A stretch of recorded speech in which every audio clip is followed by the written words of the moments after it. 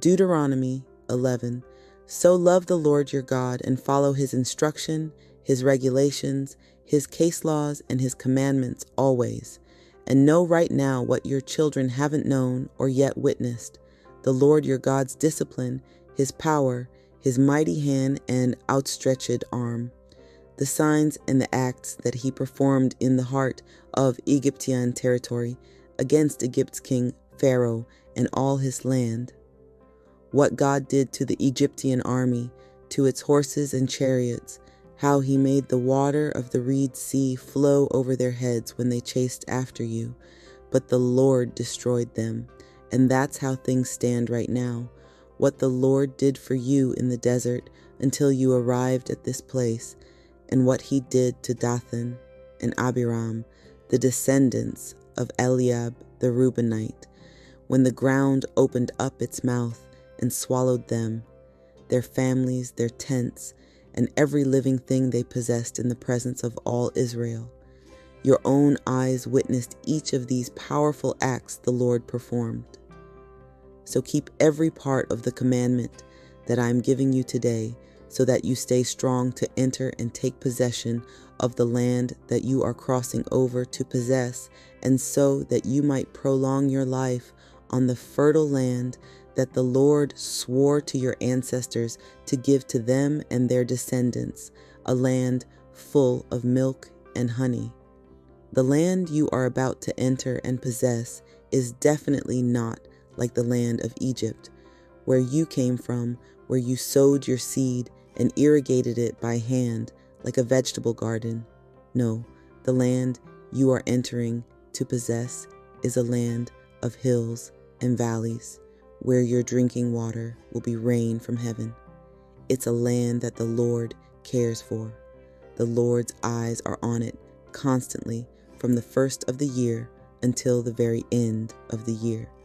Now, if you completely obey God's commandments that I am giving you right now, by loving the Lord your God and by serving him with all your heart and all your being, then he will provide rain for your land at the right time, early rain and late rain, so you can stock up your grain, wine, and oil. He will also make your fields lush for your livestock, and you will eat and be satisfied. But watch yourselves. Otherwise, your heart might be led astray, so you stray away, serving other gods and worshiping them. Then the Lord's anger would burn against you. He will close the sky up tight. There won't be any rain, and the ground won't yield any of its crops. You will quickly disappear off the wonderful land the Lord is giving to you. Place these words I'm speaking on your heart and in your very being. Tie them on your hand as a sign. They should be on your forehead as a symbol. Teach them to your children by talking about them when you are sitting around your house and when you are out and about, when you are lying down and when you are getting up. Write them on your house's door frames and on your city's gates. Do all that so your days and your children's days on the fertile land the Lord swore to give to your ancestors are many, indeed, as many as the number of days that the sky's been over the earth. It's true. If you carefully keep all this commandment that I'm giving you by doing it, by loving the Lord your God, by walking in all his ways, and by clinging to him, then the Lord will clear out all these nations before you. You will inherit what belong to nations that are larger and stronger than you are. Every place you set foot on will be yours. Your territory will run from the wilderness all the way to the Lebanon range, and from the Euphrates River all the way to the Mediterranean Sea. No one will be able to stand up to you. Just as he promised, the Lord your God will make the entire land deathly afraid of you wherever you advance in it.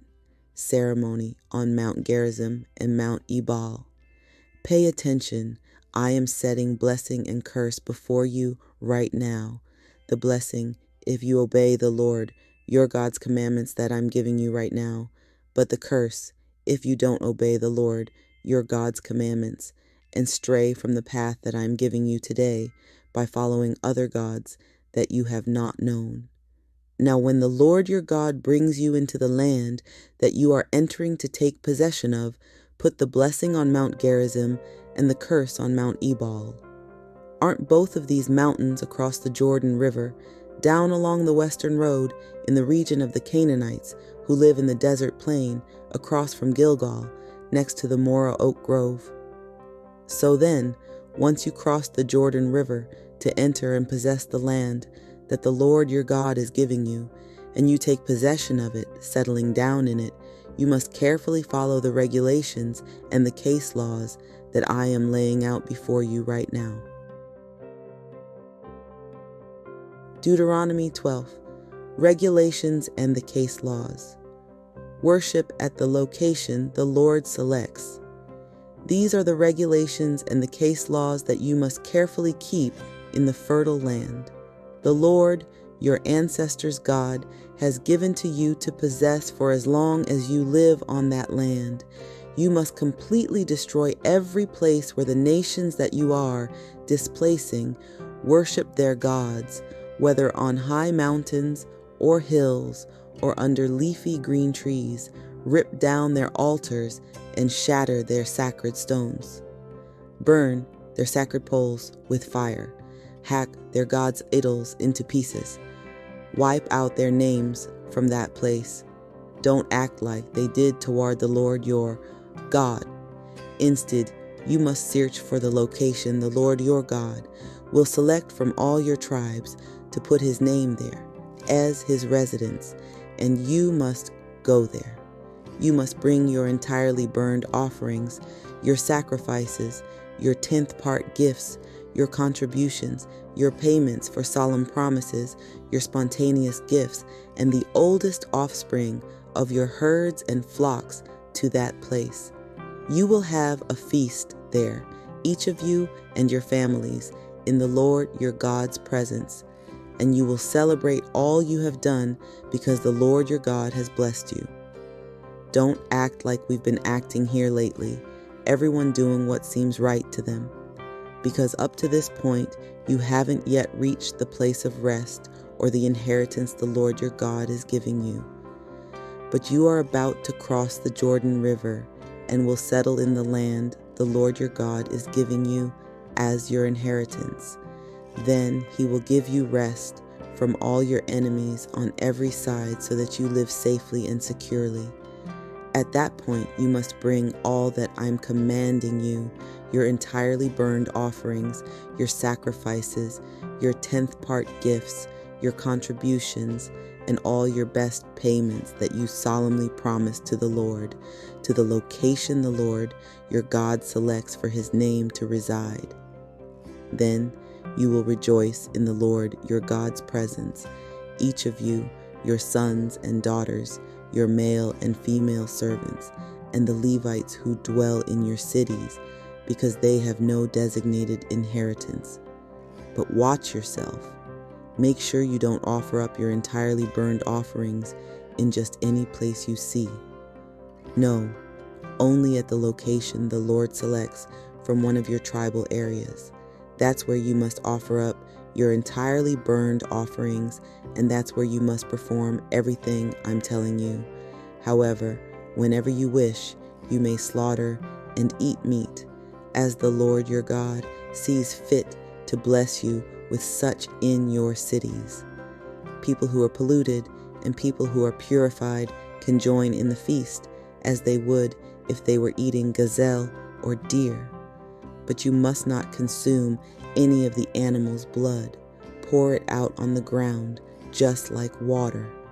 Within your cities, you are not allowed to eat any of the following: your 10th part gifts of grain, wine, and oil, the oldest offspring of your herds and flocks, any of the payments you have solemnly promised, your spontaneous gifts or your contributions. Only in the presence of the Lord your God, at the location the Lord your God selects, can you eat these things.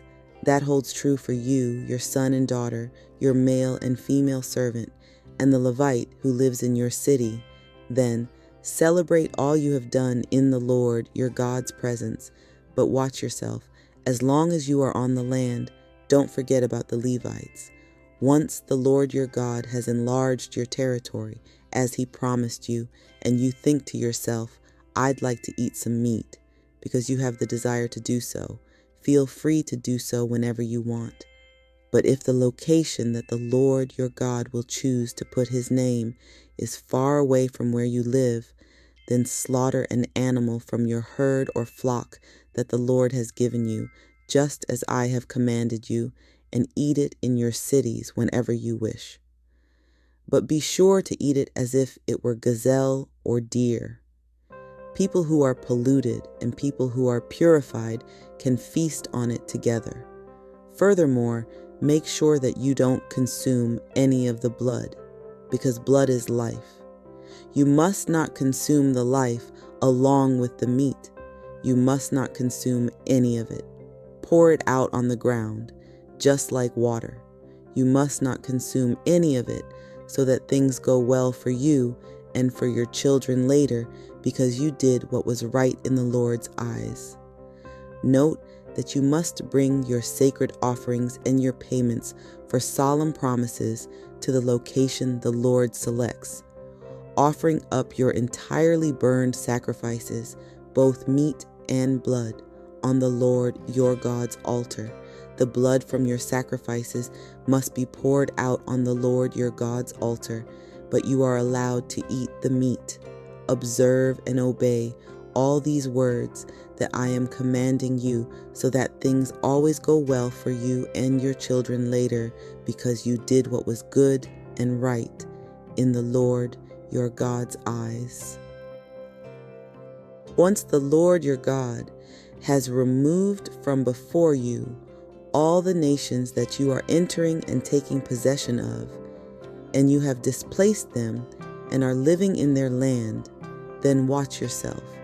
Don't be trapped by following their practices after they've been wiped out before you.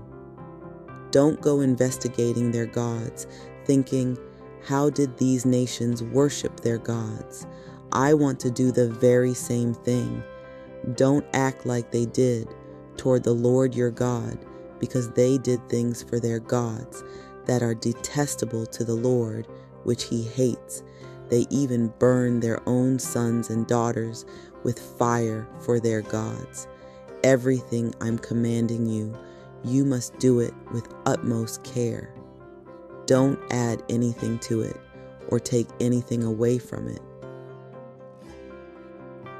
Deuteronomy 13, false prophets and false gods.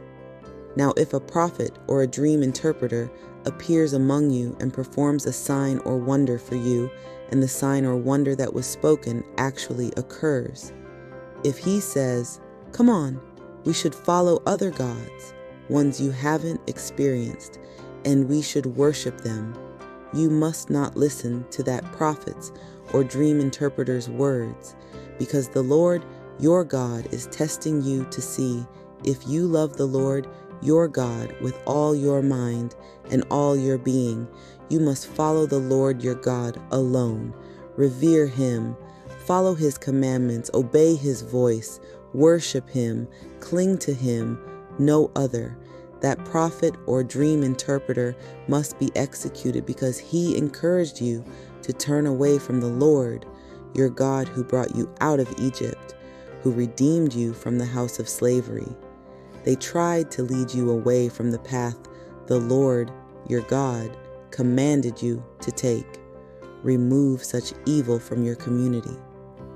Similarly, if one of your relatives, even one of your own siblings, or your own son or daughter, or your dear spouse or best friend entices you secretly, if someone like that says, come on, we should follow and worship other gods, ones that neither you nor your ancestors have experienced, gods from all the neighboring peoples, whether nearby or far away, from one end of the earth to the other. Don't give in to them. Don't obey them. Don't have any mercy on them. Don't have compassion on them, and don't protect them. Instead, you must execute them. Your own hand must be against them from the beginning of the execution. The hand of all the people will be involved at the end. Stone them until they are dead, because they desired to lead you away from the Lord your God, the one who brought you out of Egypt, out of the house of slavery. All Israel will hear about this and be afraid. They won't do that sort of evil thing among you again.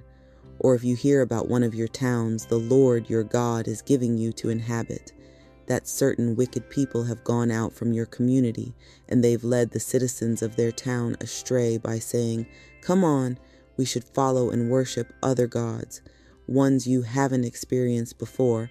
At that point, you must look into this situation very carefully to see if it's true, and if it's definitely true that this detestable thing was done in your community, you must completely strike down the inhabitants of that city with the sword. Place it and all that is in it under the ban. Put its animals to the sword. Gather all the plunder into the middle of the town's square. Then burn the city and all of its plunder as an entirely burned offering to the Lord your God. It must remain a heap of rubble forever. It must not be rebuilt. Don't hold on to any of the banned items. This will ensure that the Lord turns from his great anger and is compassionate to you, showing you mercy and multiplying you just like he swore to your ancestors. You must definitely obey the Lord your God's voice, keeping all his commandments that I am giving you right now by doing what is right in the Lord your God's eyes.